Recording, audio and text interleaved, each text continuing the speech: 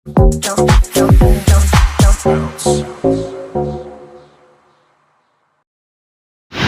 Siahaan dan juga klien abang yang sedang memperjuangkan haknya sebagai seorang musisi ya bang? Apa pencipta lagu atau sebagai apa bang?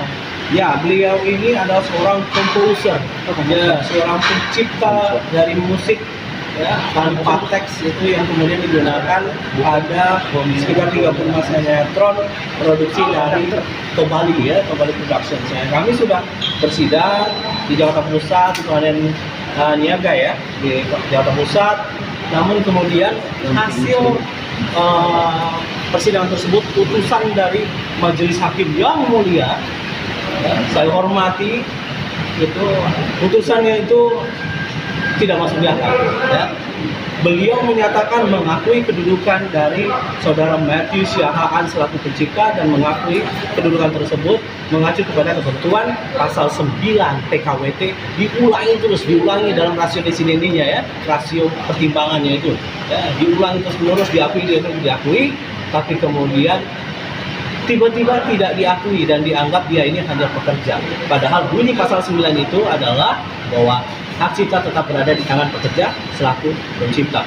Nah, kemudian berubah itu di dalam rasio desideninya, kemudian dikatakan bahwa karya sinematografi itu adalah karya bersama. Ya, saya baru tahu sendiri ya, bisa buat definisi sendiri. Suatu karya bersama ya, yang kemudian dari berbagai ya, yang kemudian diakui sebagai pencipta itu adalah yang penanggung jawabnya ya, gitu. Itu bisa buat sendiri. Jadi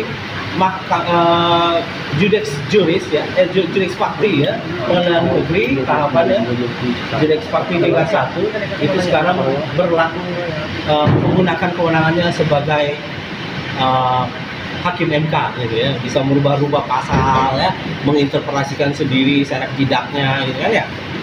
Kita lihat saja lah, nanti kan kami lakukan komisi judisial deh ya. Kami sudah melakukan upaya kasasi. Ini karena lawannya kan besar ini ya, lawannya besar, lawannya Tobali plus Antv ya. Jadi lawannya Tobali plus Antv, tahu lah siapa lah ya, siapa yang tidak respect dengan Antv gitu ya, sudah di PKPU kan.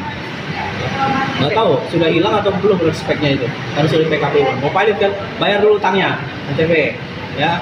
Jadi sama klien saya juga bayar lah itu ya, jangan kayak begitu ya. Sudah kami kasasikan, tapi kemudian kami tunggu ini memori kontra memorinya sudah mereka masukkan. Kami tunggu dulu hasilnya dari kebijaksanaan ya hakim-hakim yang maha agung ini di Mahkamah Agung Republik Indonesia. Kita lihat apakah kemudian mereka memiliki mata, telinga, plus hati untuk kemudian memberikan suatu keputusan yang kemudian berkepancasilaan yang katanya selalu dipromosikan itu kan, Pancasila itu burung Garuda itu yang tempel-tempel itu ya, seharusnya itu jangan cuma ditempel, ada di dalam hati dong ya, berkepancasilaan, berkeadilan ya, seperti itulah.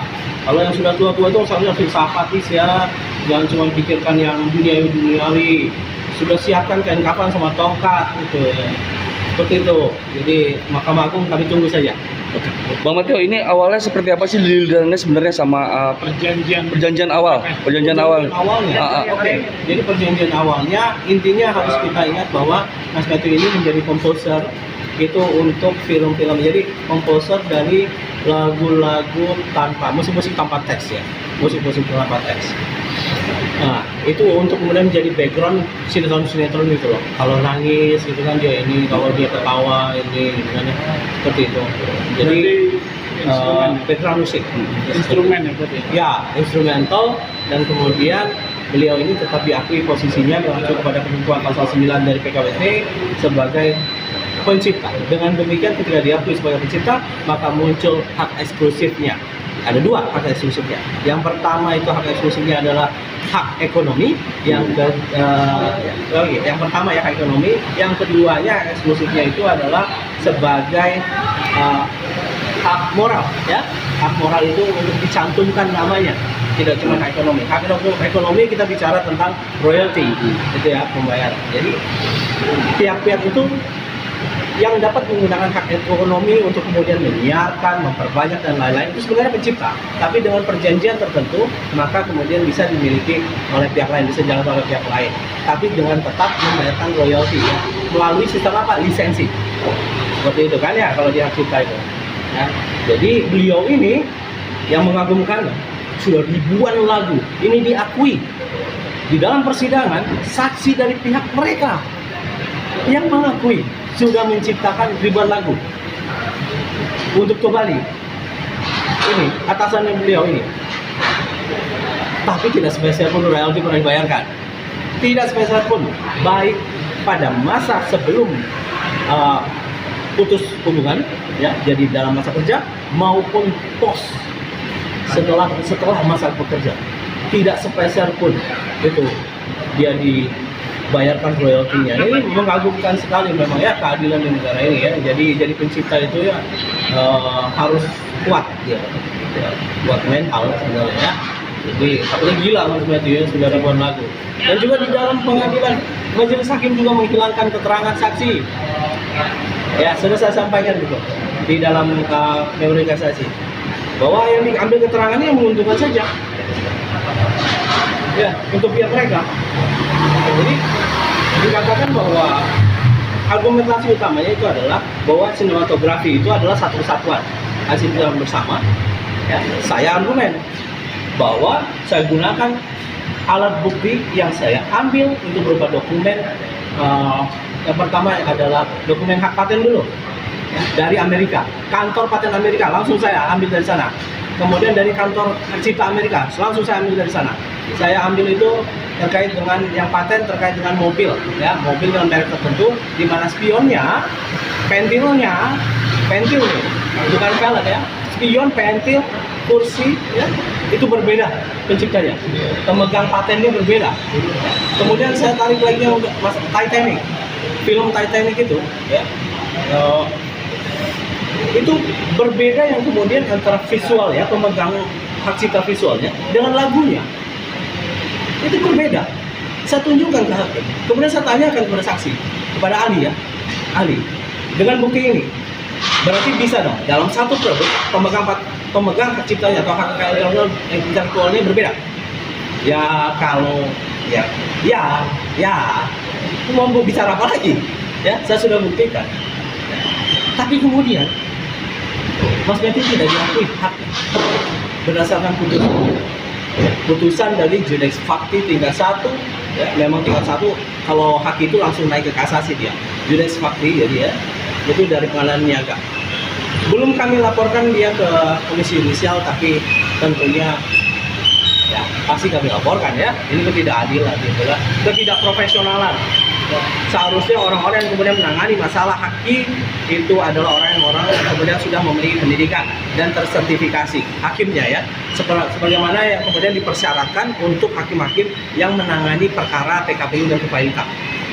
Itu wajib kemudian sudah tersertifikasi dan kemudian sudah mengalami pendidikan ya, mengalami pendidikan. Ya, seperti itu. Jadi yang kompeten lah ya hakimnya. Jangan hakim pidana disuruh kemudian memeriksa hakim. Waduh, sudah ya, ancamannya penjara saja nantinya. Seperti itu kalau dari saya terkait dengan Mas Matthew. Dan uniknya Mas ya, mungkin karena ini orang-orang kuat ya, jadi waktu untuk menyampaikan kontra memori kasasi itu bisa lama ya.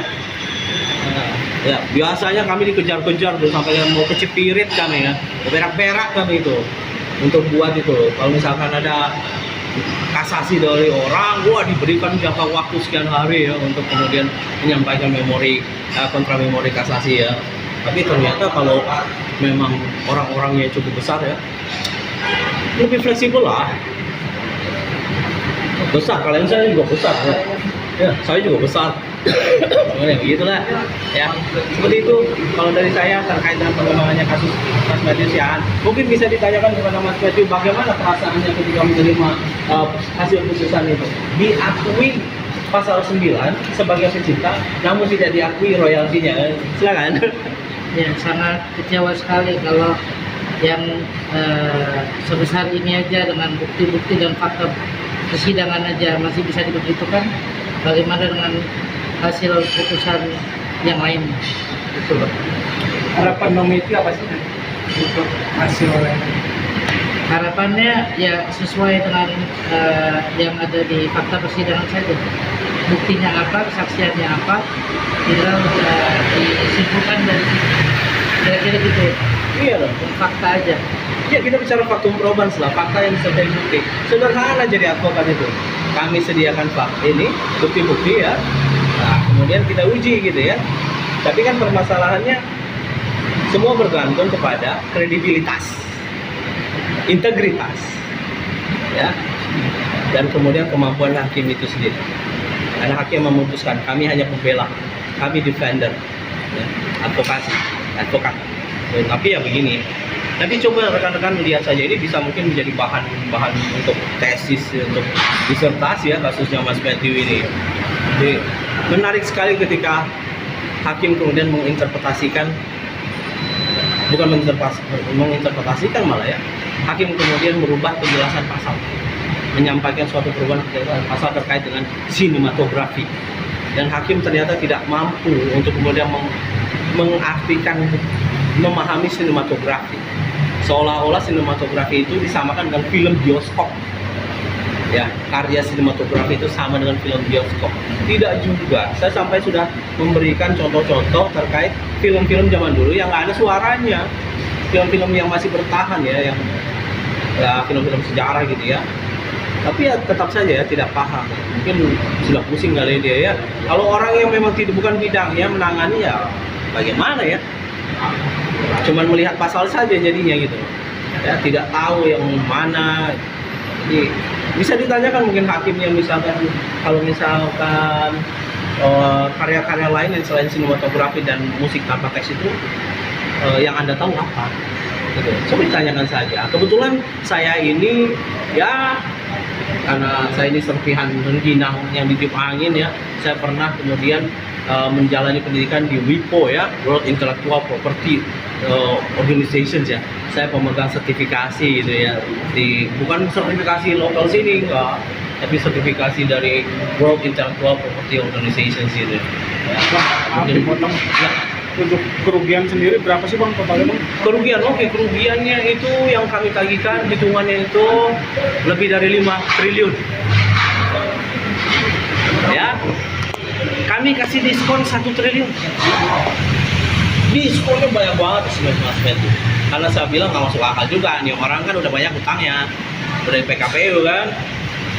Jadi ya gimana, karena dengan kebesaran hati beliau ya, kebaikan hati beliau dikasihlah 1 triliun. Tapi ya kemudian hasilnya begini ya. Padahal perhitungannya ya jelas, kami hitung begini. Kita masalahkan bahkan tidak dari 35 sinetron. Kita masalahkan dari 11 saja. Ketika dipermasalahkan dari 11, kita langsung melakukan kalkulasi. Kita hitung. Karena ini belum ada perjanjian, berhak dong kami sebagai pemilik barang ya. Kita anggap barang saja. Menentukan harganya. Seenak-enaknya dipakai orang, kami tentukan harganya. Akhirnya ditentukan harganya ya Mas ya. Cuman berapa Mas? 500.000 per penayangan. Masalahnya satu sinetron sudah 10 juta kali tayangan. Ya diakumulasikan total 5 triliun. Saya bilang, Mas, saya sebagai advokat malu saya mau maju. Kenapa? Nagih orang 5T kayak gini ya. Ada nggak duitnya orang ini?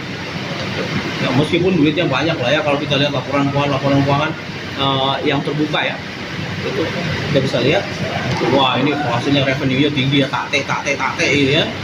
Tapi ya mana ya, akhirnya dikasih diskon lah sama beliau. Ya sudah 1T, beliau ini sebenarnya nggak mau ngasih diskon, cuman anak saya beliau kasih diskon 1T lah. Cukup lah itu untuk beli pulau itu. Beli pulau di Bogor, nggak tahu di mana pulaunya di Bogor. Ya gitu. Bang Matthew, yang paling sering diputar tuh lagu yang apa sih, musik yang apa sih? Di sinetron apa aja sih gitu loh? Jodoh Wasiat Bapak, di sinetron Jodoh Wasiat Bapak. Terus masjid yang tadi dibuka, Jodoh Wasiat Bapak yang dibintangi Rizky Bilar dan Adi Virus. Jodoh Wasiat Bapak 1, 2, 3. Kun Fayakun. Terus nanti bulan puasa biasa diputar itu masjid yang tadi dibuka Reza Radian. Dan yang masih ada di platform itu Banyak Jalan Menuju Roma. itu masih jalan. Kalau ganteng-ganteng itu serigala nggak? Enggak, itu lain edisi. Oh, lain edisi. Oh, lain edisi ya. Oke, semoga menemukan jalan nanti ya, Iya. yang di mana mengembalikan hak dari Mas Matthew sendiri. Amin, amin, amin. Jump, jump, jump, jump, jump.